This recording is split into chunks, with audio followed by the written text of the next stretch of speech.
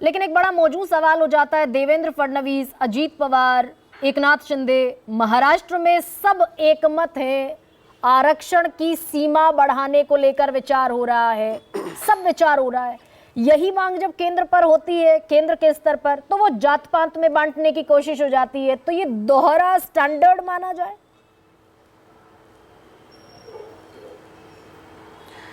देखिए, इस चर्चा को न्याय मिलने के लिए थोड़ा सा विस्तार से बताने के लिए मुझे अवसर दिया। ये आरक्षण की मांग कोई आज की कल की नहीं है। यह आरक्षण की मांग विगत 40 वर्षों से है और इस अंतराल में शरद पवार जी महाराष्ट्र के 4 बार मुख्यमंत्री बने।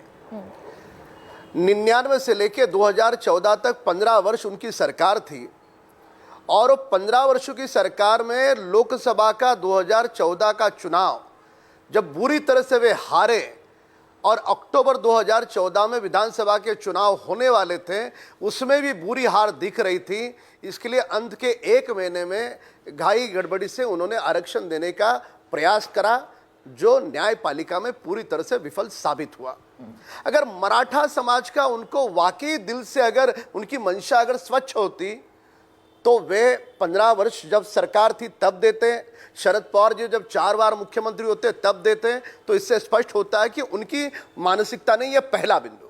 अब दूसरा बिंदु देखते हैं कि पहली बार मराठाओं का आरक्षण दिया किसने?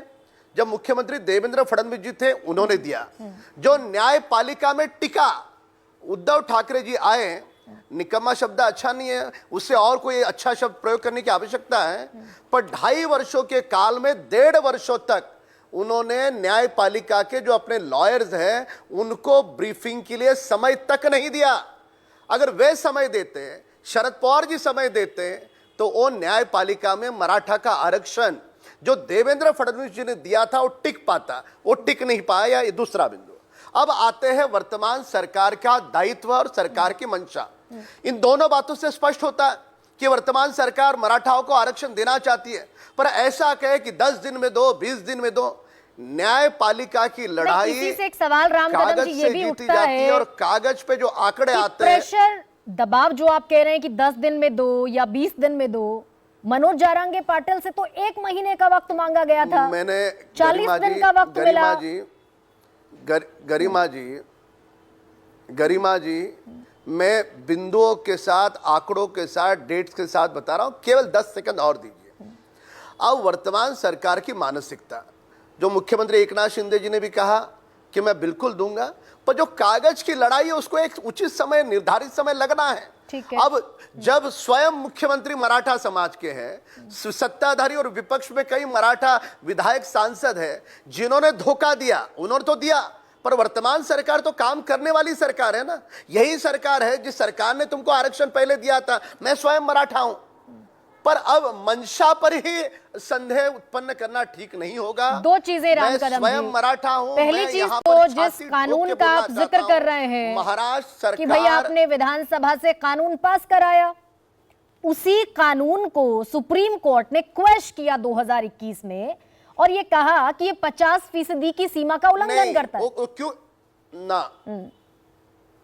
नहीं, आपकी जानकारी अधूरी है। अच्छा। वह हमने हाईकोर्ट में पूरी तरह से उसको सक्षमता के साथ हम लड़े, जीते। वहां हाईकोर्ट ने घटा दिया। में हारने की वजह ये राम थी कदम जी, मेरी जानकारी अधूरी नहीं है, सुन लीजिए थोड़ा सा। उन्होंने बॉम्बे हाईकोर्ट ने उसे घटाया, 13% कर दिया नौकरियों में, 12% कर दिया शिक्षा में। आपने जो 16% किया था उसे बॉम्बे हाईकोर्ट ने घटा दिया और उसी को सुप्रीम कोर्ट ने क्वेश कर दिया। गरिमा जी,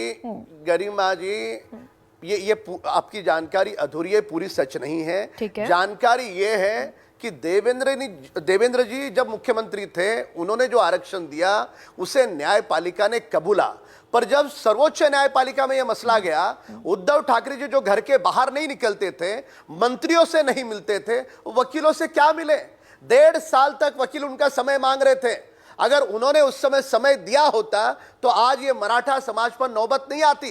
तो आज जो भी घट रहा है उसकी नैतिक जिम्मेदारी उद्धव ठाकरे जी की है, शरद पवार जी की है। पर उसके बावजूद हमारा दायित्व है, हम मराठा समाज को न्यायपालिका में टिके, ऐसा हम रिजर्वेशन देंगे।